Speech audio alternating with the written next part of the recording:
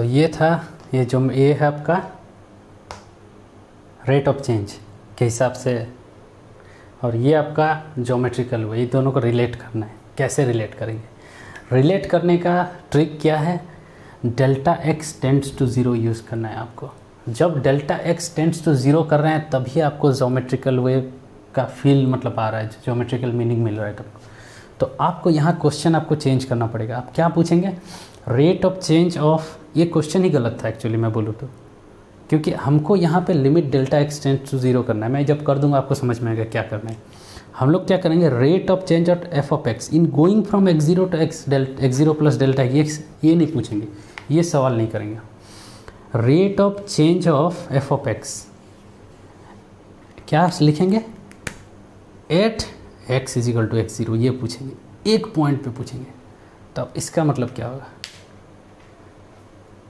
इसका मतलब होगा क्या कि एट एक्स जीरो पे इनफाइनेटेसिमली अगर हिला चेंज कर देंगे एक्स जीरो को, तो फंक्शन आपका कितना चेंज हो रहा है? वही होगा एक्स जीरो पे चेंज, क्योंकि एक्स जीरो पे पूछ रहा हूँ, x zero plus some point पे नहीं पूछ रहा हूँ। तो एक्स जीरो पे क्या होगा? तो ज़्यादा आप चेंज नहीं कर सकते हैं, क्योंकि एट एक्स जीरो पूछ रहा हूँ। तो आपके पास थोड़ा मतलब फ्रीडम में चेंज कर सकते हैं। थोड़ा अगर शिफ्ट कर दिया एक्स जीरो को, एक्स को चेंज कर दिया एक्स जीरो के पास, तो कितना फंक्शन चेंज हो रहा है? तो एक्स जीरो को थोड़ा चेंज करना मतलब क्या? कितना चेंज करेंगे? इनफाइनेटेसिमली चेंज करेंगे। तो ये क्या हो जाएगा? ये limit delta x tends to zero हो जाएगा।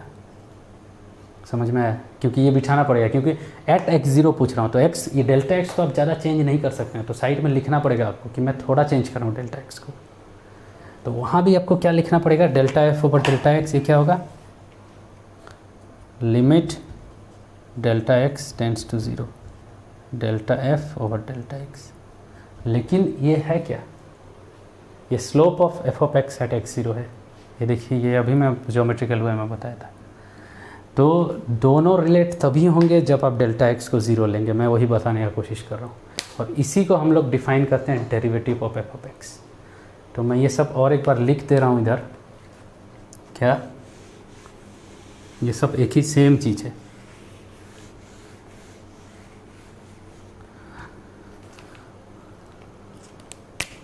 Rate of change of f of x, ये कितना होगा? एट एक्स ज़ीरो, मान लीजिए एट एक्स ज़ीरो, ये क्या होगा? एफ ऑफ लिमिट, पहले लिमिट ज़्यादा चेंज नहीं कर सकते हैं, limit delta x tends to zero, f of x plus x zero plus delta x minus f of x zero.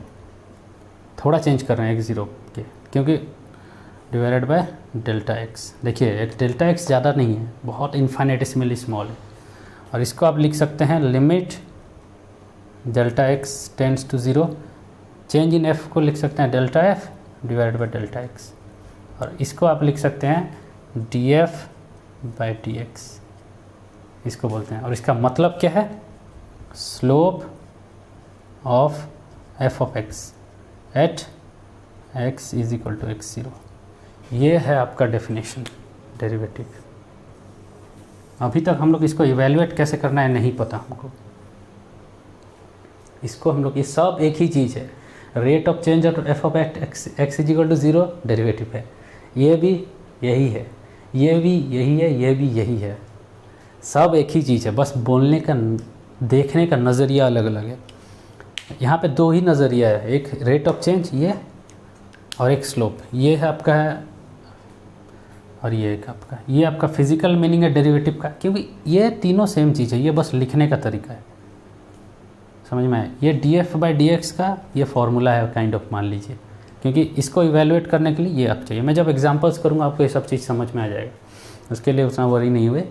तो डेरिवेटिव का दो मीनिंग है, एक स्लोप ऑफ पॉइंट, जिस slope of f of x, और दूसरा है rate of change of f of x at a particular point. जिस पॉइंट पे डेरिवेटिव इवेलुएट करेंगे, अगर ऐसे ये इवेलुएट करके x is equal to x zero put कर दिया तो स्लोप एट एक्स जीरो मिल जाएगा, और ये rate of change at x zero मिल जाएगा। दोनों एक ही चीज़ है।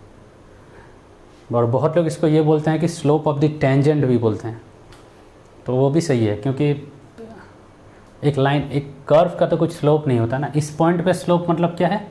आप इस पॉइंट पे एक टेंजेंट ड्रॉ कीजिए, ये टेंजेंट, और ये एंगल देखिए कितना हो रहा है, इसका tan ले लेंगे तो वो स्लोप होगा, वही डेरिवेटिव होगा। क्योंकि लाइन का तो हर एक पॉइंट पे स्लोप अलग अलग होगा ना। यहाँ पे टेंजेंट ये होगा, यहाँ पे टेंजेंट ये होगा, यहाँ पे टेंजेंट ऐसा होगा, तो हर जगह टेंजेंट अलग अलग होगा, और ये थीटा अलग अलग होगा, तो हर जगह स्लोप अलग अलग है, तो स्लोप चेंज होगा लाइन के, मतलब कर्व का। तो ये था डेरिवेटिव का डेफिनेशन। तो ये मैं अभी जब एग्जांपल्स कुछ करूँगा तब समझ में आएगा आपको।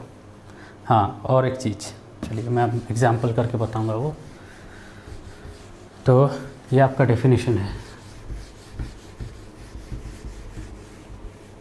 तो हम लोग क्या लिखते हैं, df/dx is equal to limit delta x tends to 0 f of x0, और लेके घूमते नहीं हैं हम लोग x0 कितना लिखें, एक पॉइंट मान ले, x एक पॉइंट है मान लीजिए, उसके अराउंड डेल्टा x चेंज कर दिए, minus f of x divided by delta x। ये आपका डेफिनेशन है। ये रेट ऑफ चेंज है, ये स्लोप है एट x पॉइंट x, ये सब कुछ है।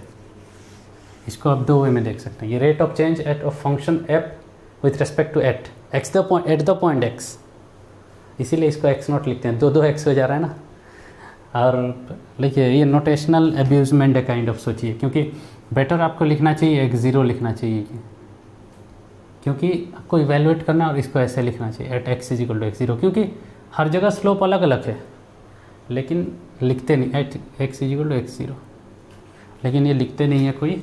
इसका मतलब आप इसको ऐसे पढ़िए बस, df/dx का मतलब है लिमिट, मतलब rate of change of function eight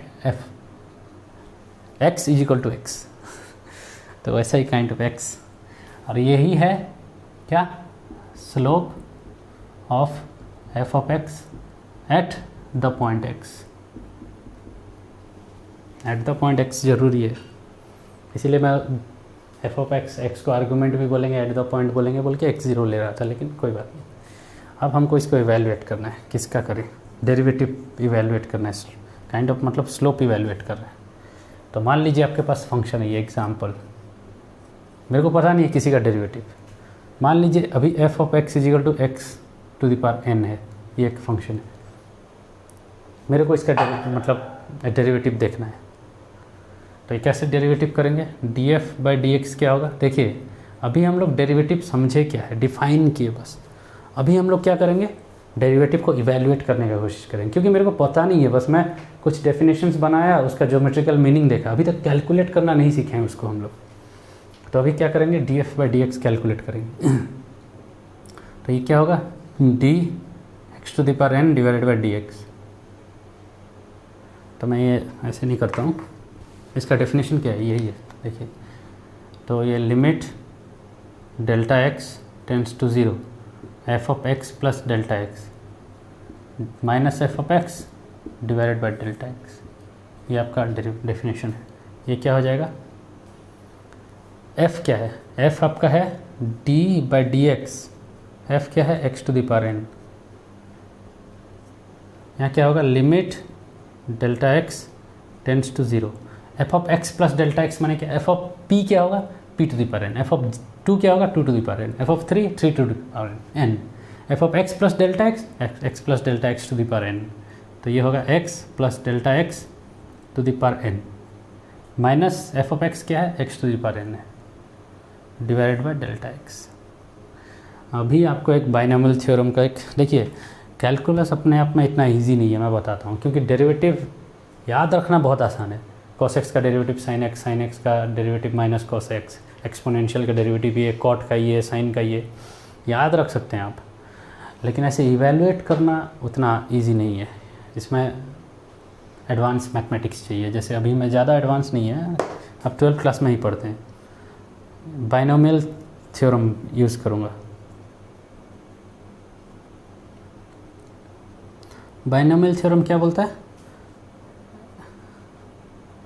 a plus b to the power n, ये क्या होगा, nc1 a to the power n b to the power 0 plus nc2, sorry ये 0 nc0, ये nc1 a to the power n minus 1 b to the power 1 मतलब इसका power घटते जाएगा, इसका 1 बढ़ते जाएगा। ये क्या होगा, NC2 a⁻n-2 b⁻2 ऐसे करके लास्ट टर्म क्या आएगा, लास्ट टर्म आएगा NCn a⁻0 b⁻n।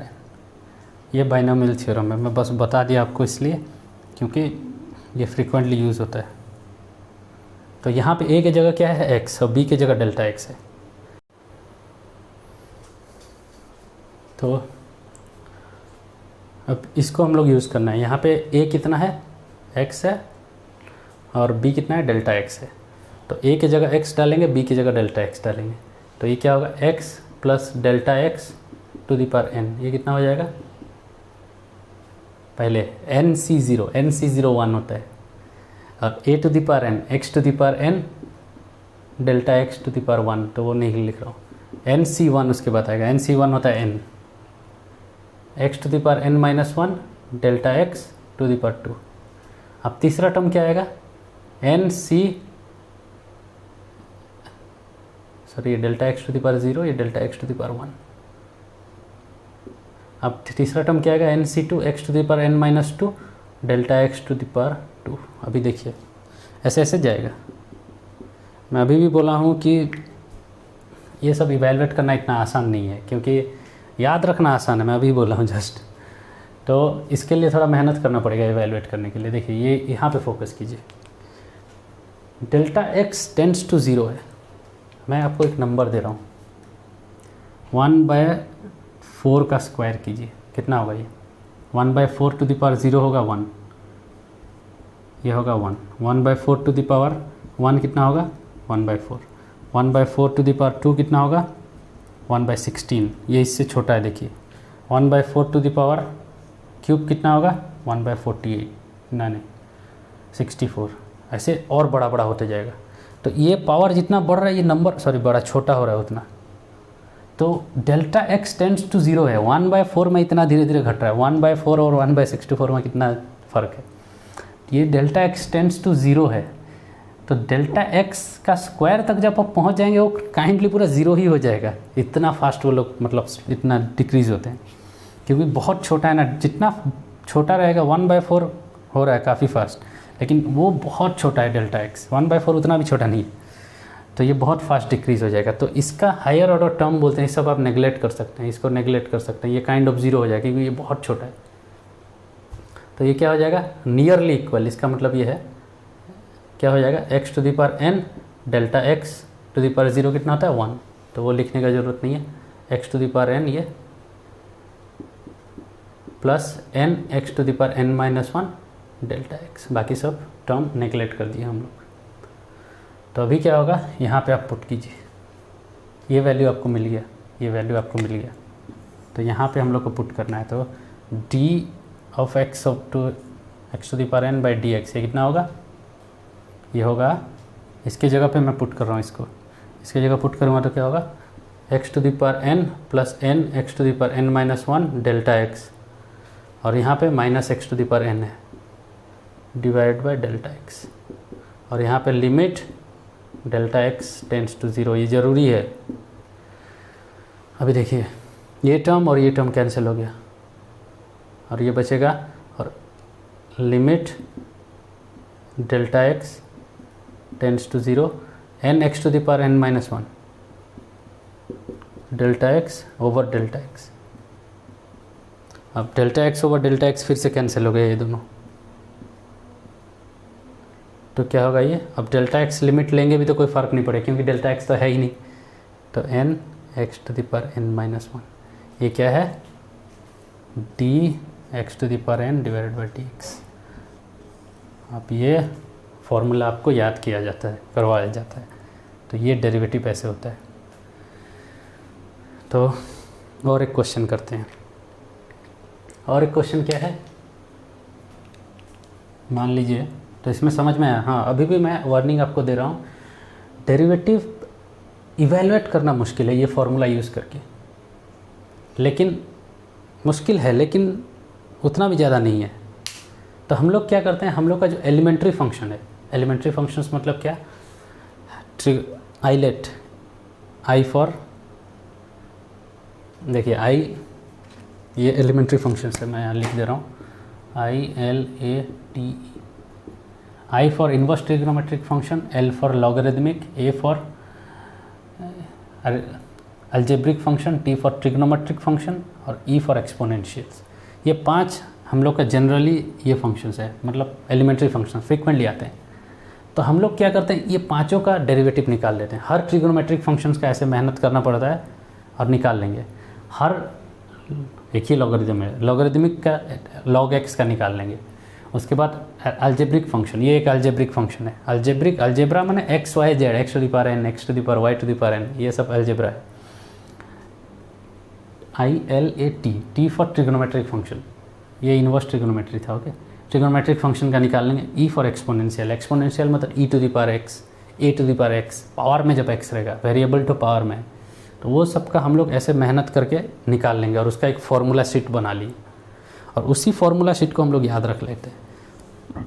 और उसके बाद जब हम लोग का कॉम्प्लिकेटेड फंक्शंस आता है, वो सब तो उसी से बने होते हैं। तो हम लोग चेन रूल नाम का एक रूल है, उसको यूज़ करके सब कुछ कर लेते हैं। ये हम लोग का वही है। लेकिन ये 5 एलिमेंट्री फंक्शंस जो है, ये 5 मतलब इसके बीच में बहुत सारा, इसके अंदर बहुत आते हैं, उनका डेरिवेटिव आपको ऐसे ही इवेलुएट करना पड़ेगा और कोई ऑप्शन नहीं है आपके पास। e to the power x का derivative e to the power x वो कहाँ से आए, वो ऐसे ही इवेलुएट करना पड़ा, ये ऐसे मेहनत करके। तो मैं और एक आपको एक एग्जाम्पल दिखा रहा हूँ, साइन x का करते हैं। चलिए, मेहनत लगेगा क्योंकि आपको अगर जानना है ये डेरिवेटिव का फॉर्मूला कहाँ से आया, तो मेहनत करना पड़ेगा ऐसे। तो मैं साइन x का करता हूँ। तो मान लीजिए अभी हम लोग का फंक्शन है साइन x, उसका डेरिवेटिव निकालना है। यहाँ x to the power n नहीं है, साइन x है।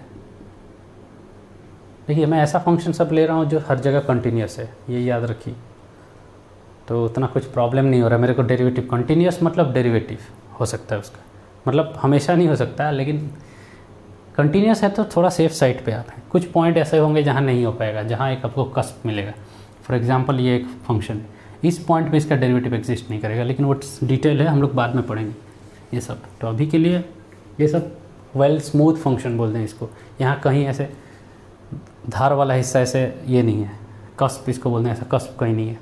ये सब स्मूथ है, साइन कॉस, तो वो छोड़िए, ये बहुत डिटेल हो जाएगा। लेकिन अभी फ़िलहाल के लिए f of x is equal to sine x, इसका हम लोग को निकालना है। तो क्या करेंगे, d साइन x निकालना है, d of dx of sine x ये निकालना है आपको। तो ये क्या करेंगे, लिमिट डेल्टा x, मैं थोड़ा फास्ट करूँगा, लास्ट टाइम जैसा स्लो नहीं। f of x plus delta x क्या होगा, sine of x plus delta x minus sine of x divided by delta x। Okay, that is equal to limit delta x tends to 0। Sine of x plus delta x होता है sine x into sine a plus b होता है sine a into cos b plus cos a into sine b। तो sine x into cos delta x plus cos x into sine delta x minus sine x divide by delta x। अभी कितना होगा, limit delta x tends to 0। अब cos x cos delta x tends to 0 है, अब तो 0 ही के सोच लीजिए पास। और कॉस 0 कितना होता है, 1 होता है, तो ये काइंड ऑफ 1 है। और साइन डेल्टा x कितना है, आपको पता है, ये पढ़े होंगे, साइन x इज रफली equal to x if x is much less than 1। तो साइन x के बराबर होता है अगर x 1 से बहुत छोटा है। हाँ, और एक चीज़ है, साइन ऑफ x डिग्री में नहीं है, x रेडियन में है। Sine of 3 degree is not equal to 3, ये बहुत लोग कंफ्यूज होते हैं। साइन ऑफ 3 डिग्री, हाँ 3 डिग्री बहुत छोटा है, इज इक्वल टू 3 लिख देंगे। नहीं, ये गलत है, आपको इसको रेडियन में कन्वर्ट करना पड़ेगा। यहाँ पे हर चीज़ रेडियन में है, रेडियंस में है, कोई डिग्री फिग्री कुछ नहीं है, डिग्री ये कुछ नहीं है, सब रेडियंस में है। कैलकुलस में जहाँ भी आप साइन कॉस जो भी एंगल्स देखेंगे वो सब रेडियंस में है, समझ में है। Sine x is nearly equal to x, cause वो होल्ड तभी करता है जब x रेडियंस में हो, समझ में आया। अगर आप डिग्री में लेके साइन 4 इज इक्वल टू 4 लिख दिए तो वह गलत हो जाएगा, 4 डिग्री इज इक्वल टू 4। तो साइन एक्स टेंड्स टू 0 ये क्या होगा, nearly equal to delta x. तो अभी इसको हम लोग 1 लिखेंगे, ये तो 1 हो गया तो इसको मिटाना पड़ेगा, और इसके जगह क्या लिखेंगे, साइन डेल्टा एक्स को डेल्टा एक्स लिखेंगे, तो ये डेल्टा एक्स हो गया। अभी देखिए sine x plus cos x delta x, ये देखिए साइन एक्स कैंसिल हो गया। अब यहाँ बचा cos x delta x divided by delta x फिर कैंसिल हो जाएगा, और ये अब लिमिट लेने का कुछ रहा ही नहीं है, डेल्टा एक्स तो कैंसिल हो गया, तो ये क्या होगा, कॉस एक्स।